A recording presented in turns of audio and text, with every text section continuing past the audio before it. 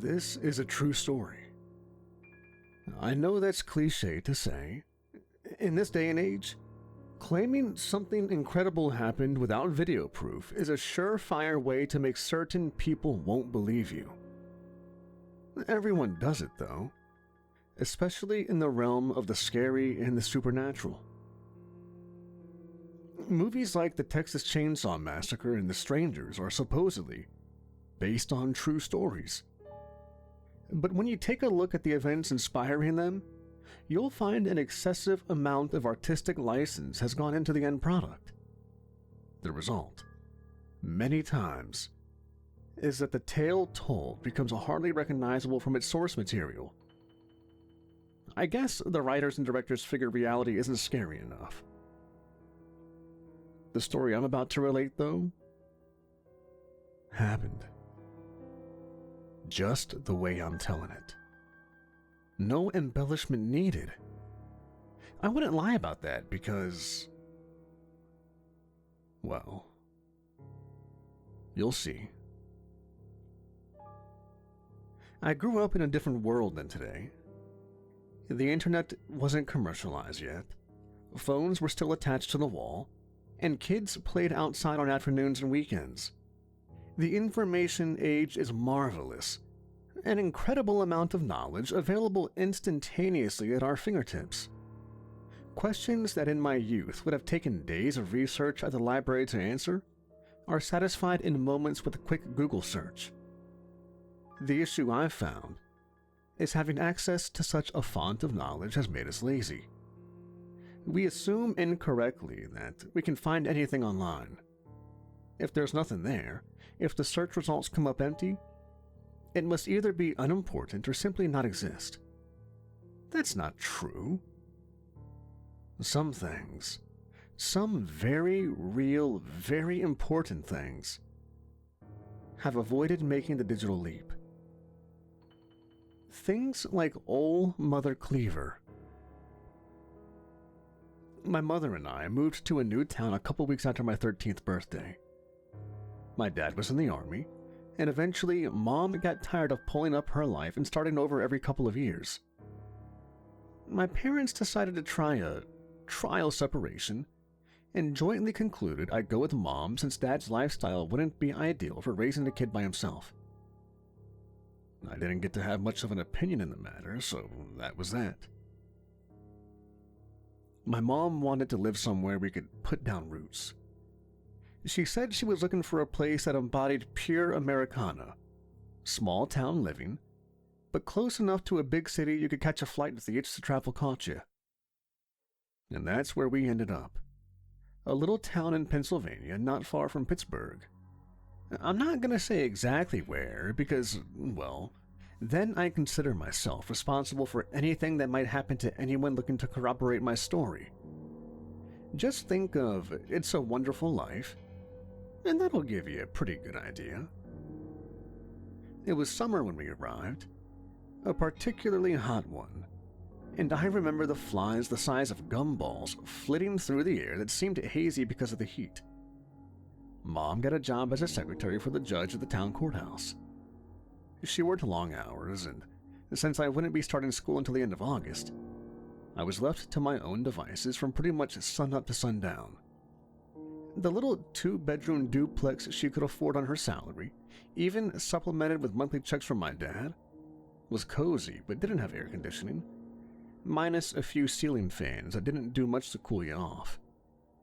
Accordingly, I spent most of my days wandering around town to take my mind off the heat.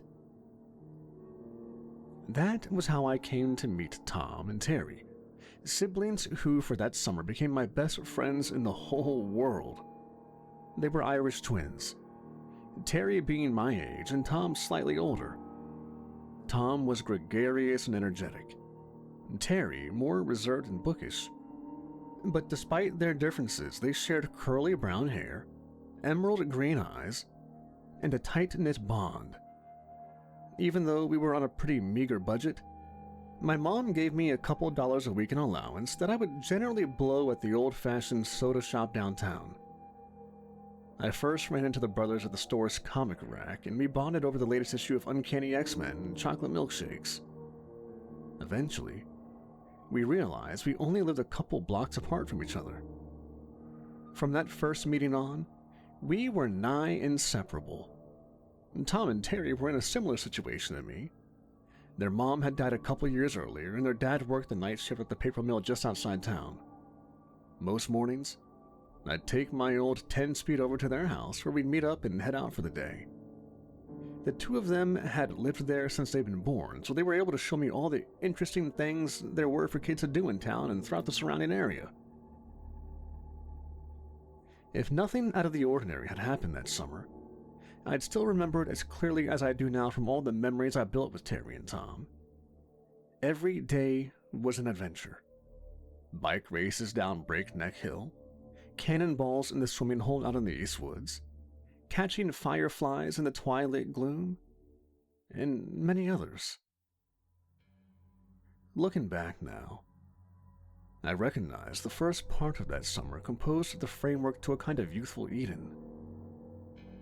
Occasionally we would have sleepovers.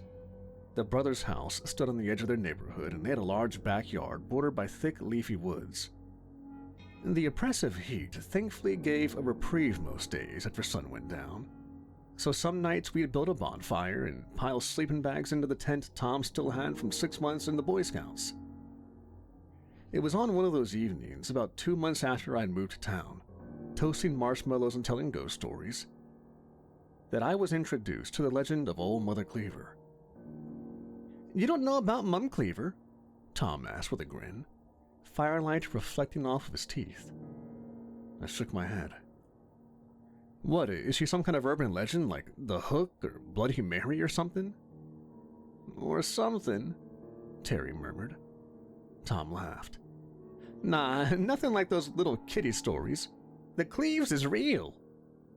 That's what most urban legends want you to believe. If she's so real, how come I've never heard of her?" Tom shrugged.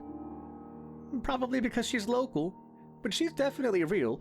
Our dad told us a story about her one time when he gets super drunk. A long time ago, there was this lady that lived in a little house out in the woods with her son. Everyone in town knew she was supposed to be a witch, but because they would go to her for love potions and help deliver babies, they pretty much just ignored it." "Really? A witch?"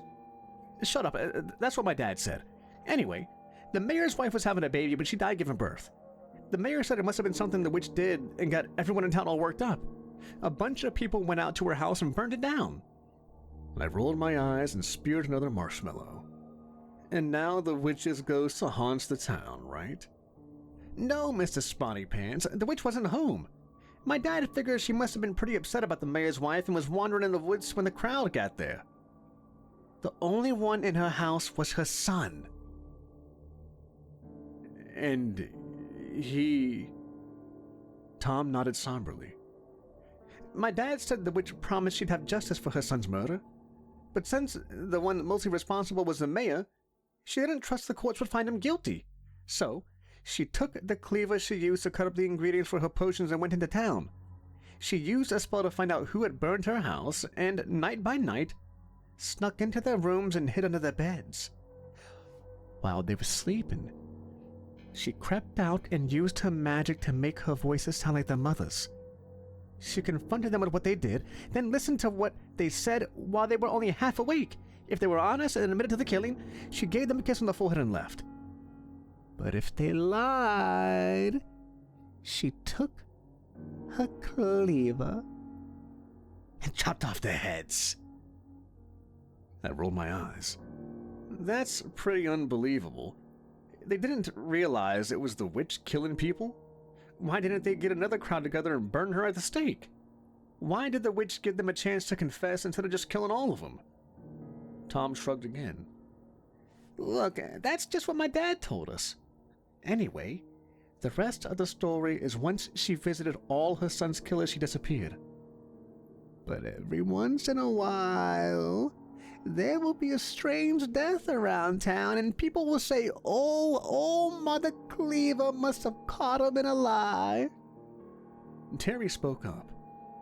"Parents around here say if you're bad and don't listen, then old Mum will get you. Everyone around here knows about her, mostly because of the rhyme. Rhyme? Like Freddy Krueger? Sort of. I haven't said it in forever. Terry shut his eyes in concentration, trying to remember the words. Then he began to chant in a slow sing-song voice. "Oh, Mother Cleaver, you willn't see her, hiding beneath your bed.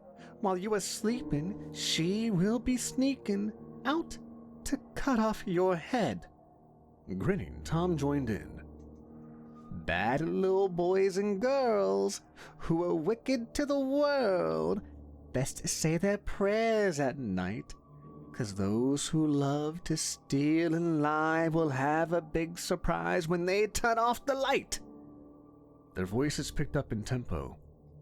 "If Mother asks you, you had best be true, answering from your bed, else she will take her big shiny cleaver, one chop and you'll be dead."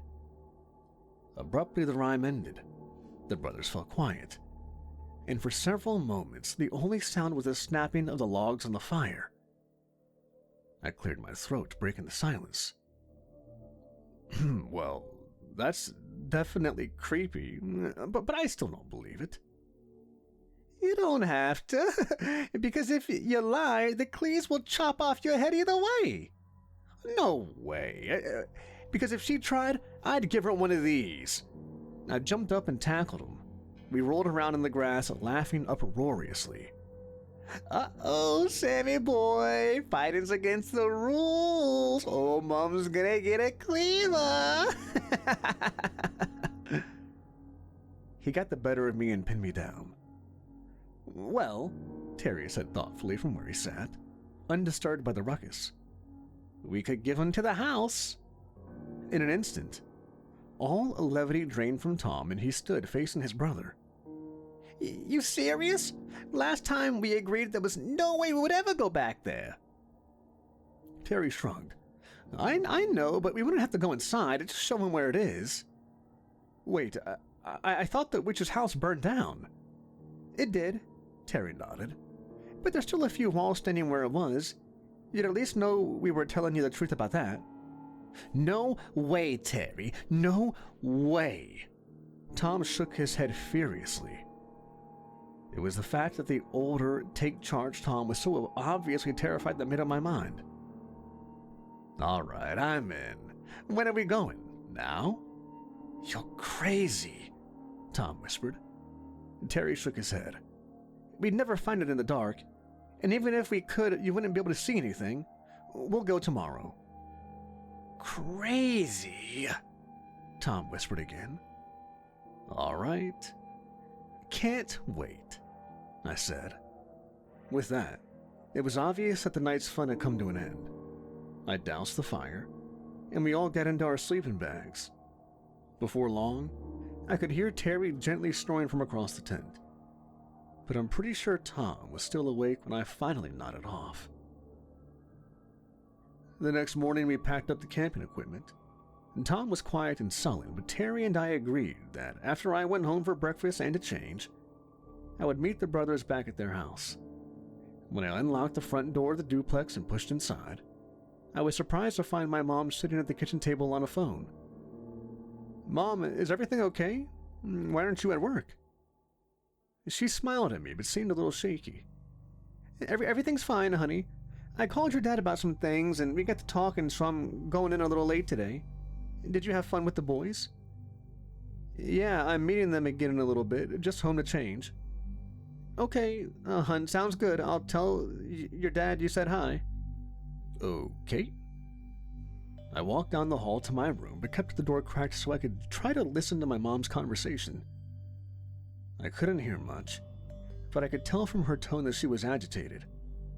After a couple seconds, I decided it was none of my business and shut the door. I got dressed and headed back through the kitchen. "Bye, Mom. Love you. Tell Dad I love him too." "Okay, honey," she said absent-mindedly. "Have a good day." "You too." I picked my bike up from the lawn and headed to meet the brothers, my mom's conversation rolling around in my head. And Terry met me outside. "Ready to go? You'll want to leave your bike here. You'd have to walk it most of the way through the woods. He frowned looking at my face. Everything okay? Uh-huh. Oh, yeah. It was just weird. My mom was late to work and seemed upset. She was talking to my dad on the phone, though, so probably not anything I can do about. I craned my neck to look behind him into the house. Where's Tom? He's still staying that we're going to the witch's house. Really? How come? Terry shrugged. We had a bad experience last time we went there. I looked at him, waiting for more. And you're both crazy for wanting to go to that house. Tom pushed his way through the screen door onto the stoop. But there's no way I'm letting you go alone. Terry smiled tightly. Come on, Sam. He walked around to the backyard and into the adjoining woods. We stepped into an overgrown trail and followed it for 100 yards or so before it faded completely and we were left walking through what was, as near as I could tell, completely unmarked forest. I followed Terry closely, Tom lagging behind us. The question still burning in my mind after 10 minutes of walking through the trees, I asked again. Seriously, why is he so worked up? Well... Terry turned to make sure Tom wasn't close enough to hear, then lowered his voice. The truth is, we think the Cleaves killed our mom. What? That's crazy. Tom pushed a low-hanging branch out of his path. Yeah, I know he told you she died a couple of years ago. It happened suddenly, the day after the last time we went to the witch's house. The next morning when my dad came home from work, he found her dead in their room. He paused to take a long step across a shallow creek. Not long after that, we found out she'd been cheating on him. One of our neighbors was found dead in his bed, too. Both of their heads were chopped off. I stumbled in surprise, my foot getting soaked in the creek up to the ankle. You had to be messing with me. You're kidding, right? No, it's true. You can ask other people about it. But the cops must have thought it was your dad. Terry nodded. Of course, but his manager and all the other guys at the mill swore they'd been there all night, and the doctor put the time of both deaths right in the middle of Dad's shift. I glanced back at Tom. No way, you're pulling my leg. Tom was joking about the whole Mum and Cleaver thing last night before you suggested going to the house. Terry shrugged. That's just how he handles things. Laughs it off so he doesn't have to think too hard about it. What about you? If you really believe old Mother Cleaver killed your mom, how come you're so ready to go traipsing around her house? Terry's normally kind eyes grew hard. My mom wasn't perfect, but that doesn't mean she deserved to have her head chopped off. I need to see if the Cleaves is really real. If she is, she owes me. Tom and my dad, too. I shook my head in wonder. Why'd you wait 2 years to go back, then? Because I'm scared as hell. And I figured Tom wouldn't let me go without him, especially if you were going. I stopped talking for a few minutes, just processing everything Terry had laid on me. One final question nagged me. Okay, assuming your dad didn't do it, that still doesn't explain why you think old Mother Cleaver killed your mom. Because it was just some escaped maniac or something. That would be a stretch, but a lot more believable than some ancient witch hiding under the bed. Terry nodded. The last time Tom and I went to the house, I took something. That night, the night she died, my mom woke up and asked me about it. At least I thought it was her. I told her the truth and said I was sorry. She kissed me on the forehead and left. I shivered. Just like... Yeah. Thing is, we didn't know this was her house. We really didn't know anything about old Mother Cleaver then, just the rhyme. Most people don't. It wasn't until later my dad told us the whole story. That's when we realized what must have happened. And he knows the story because... His great-great-grandmother was a mayor's wife who died. No way. Just when my dad told us.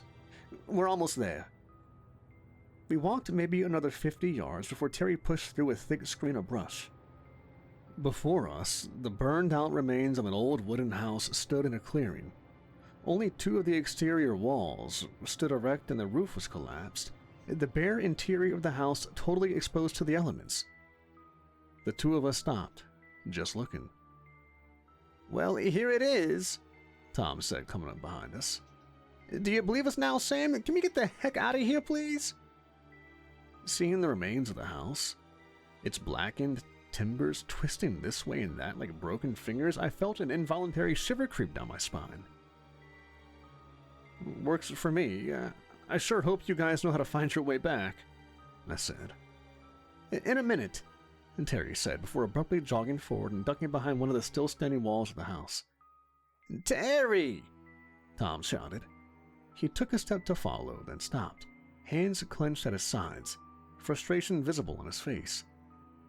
"What are you doing?" I called after Terry. I followed him, but rounding the wall, my mouth dropped open, dumbfounded. Where did he go? With visible effort, Tom came to stand beside me. "There's a hole over there. You can't really see it, but it leads down to the cellar. Come on." "You sure? Terry told me about, your mom." He sighed. "I figured. And no, I'm not, but somebody's got to make sure that idiot doesn't hurt himself. There's no light down there." Sure enough, not 20 feet from where I stood lay an open hole with a shaky-looking ladder leading down it, blocked from sight by some of the fallen roof. "Terry went down there?" "Yeah." "What's he doing?" "Being an idiot." Tom shook his head. "We found this place a few years ago. Didn't have any idea what it was. We came a bunch of times, but it was only our last trip that we found the cellar. We poked around and found, of all things, an old rotted skeleton. Terry took one of the finger bones as a souvenir." "And that's why you think old Mother Cleaver visited you that night? To get the finger back? But why did she kill your mom?" Tom shrugged. "I don't know. Maybe since we disturbed her, she decided to go back to her old tricks. But the finger was gone the next morning. Come on, I'll go first." He took a breath to settle his nerves, then descended the ladder. "You're good," he called up. "Careful, some of the rungs are a little slippery." I cautiously made my way down to the cellar beside Tom and found the light coming from the hole above did little to illuminate the space. "Here," Tom said. "Put your hand on my shoulder so we don't lose each other. I think I can remember how to get to where we found the skeleton." I grabbed his shirt and we stepped into the blackness, which within only a few steps became absolute. It didn't take long. Maybe only 30 seconds or so, but the time seemed to stretch on for an eternity as Tom carefully felt his way along the earthen wall and I clutched his shoulder. We took one turn, then another, before the light of a small flashlight showed where Terry was stooped over, kneeling on the ground. "You butthole!" Tom called, striding up to his brother and roughly jerking him to his feet, the flashlight falling out of Terry's hands. "What the heck are you doing?" I stepped closer but stayed out of the brother's way. The flashlight beam rested on a pile of ancient yellow bones. "Get off me!" Terry shoved Tom's hand away. "You know what I'm doing." "Yeah, steal another bone and the Cleaves will come and take it, right? Then what?" Terry was practically crying. "Then I'll make her tell me why she killed Mom." "How's that gonna work, idiot? You're gonna be asleep when she comes. What if you mess up and lie to her, huh? What then? She'll chop your head off, too." Tears were welling from Tom's eyes now as well. "Then you do it, dipshit. I'm not that crazy. No, you're just a coward." "I'll do it," I said softly. "What?" The brothers stopped, turning to me in unison. In their defense, both tried to talk me out of it, but I was resolved. Part of it was that I still wasn't completely sure this wasn't some enormously elaborate prank that the brothers had decided to pull on me. Partly, I wanted to see if the legend was true.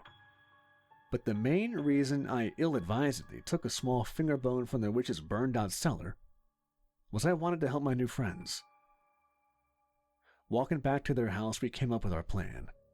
We discussed if it made more sense for me to stay with them that night, but decided I'd have to stay in my room to make sure old Mother Cleaver would come. Tom and Terry had never heard of anyone being killed in a bed other than their own, and if there was going to be a confrontation, We wanted it to be when we were ready for it. We decided that after their dad left for work that night, the boys would come over and hide in my yard. We spent a lot of time discussing if we should rig some kind of booby traps, but ultimately ruled against anything that might make the Cleaves decide to want to wait and come another night. Tom had a heavy practice bat he would bring, and Terry was a dead-eye with his wrist slingshot. I'd go to bed around 11, same as always, the bone resting on my nightstand. After that, we would simply see what happened. I had always been honest growing up.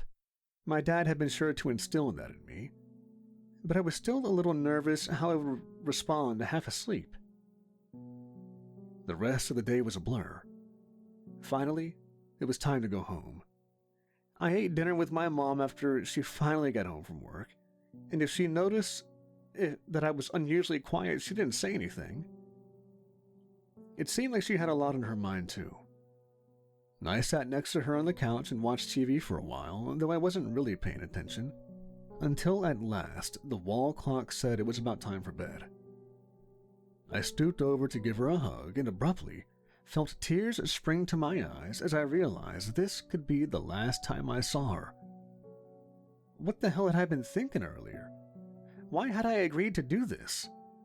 The bone, suddenly extremely heavy in my pocket, reminded me it was too late to back out now. Old Mother Cleaver, if she was real, would be coming either way. "I love you, Mom," I said softly. "I love you too, baby. Sleep tight." I went to my room to change, brushed my teeth, and put the bone on the nightstand. I eyed the dark space beneath the bed, forcibly willing myself not to look.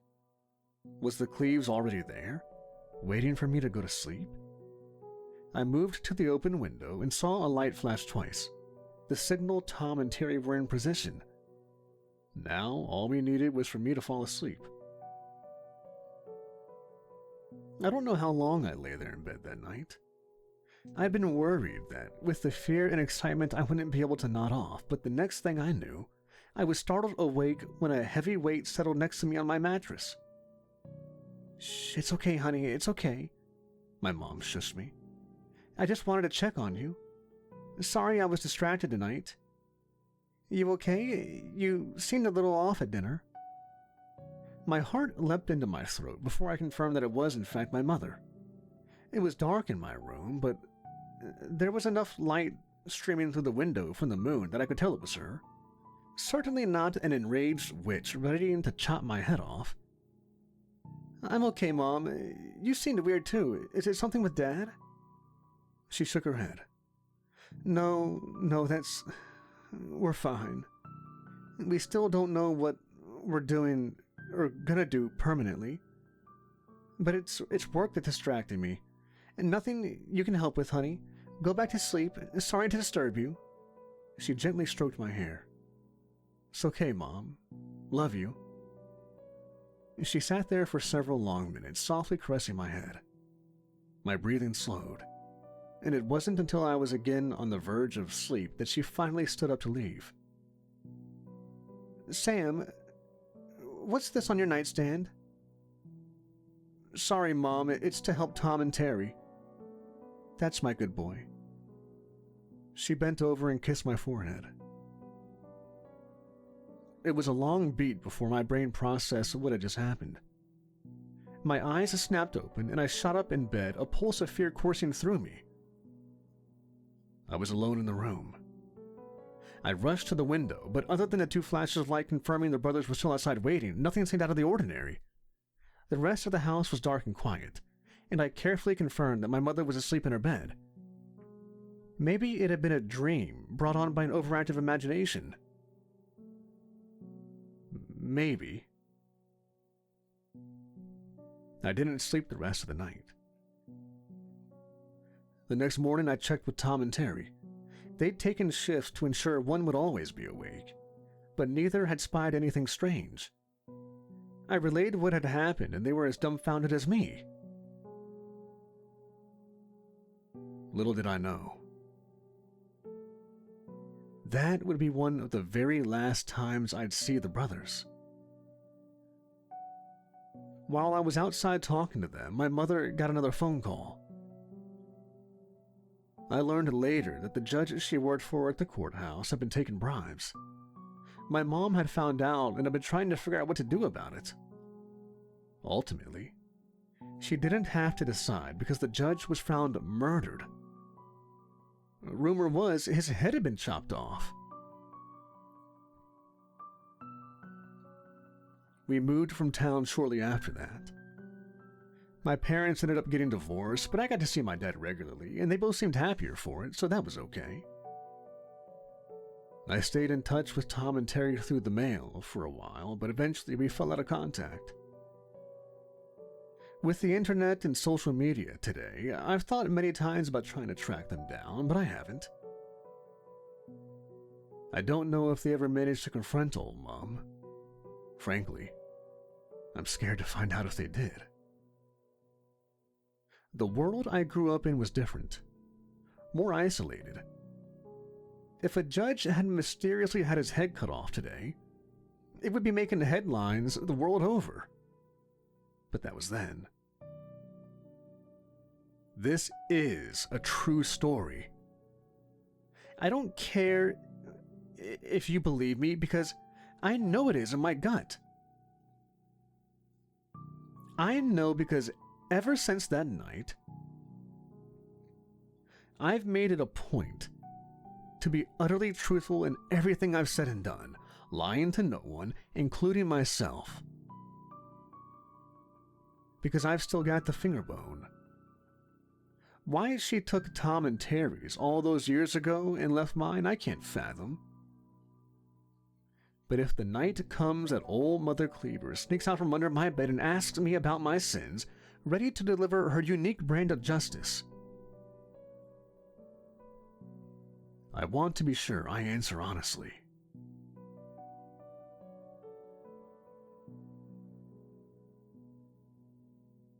Hey everybody, Kevin here from Nightmares Nightly. If you made it this far, I want to thank you all for listening.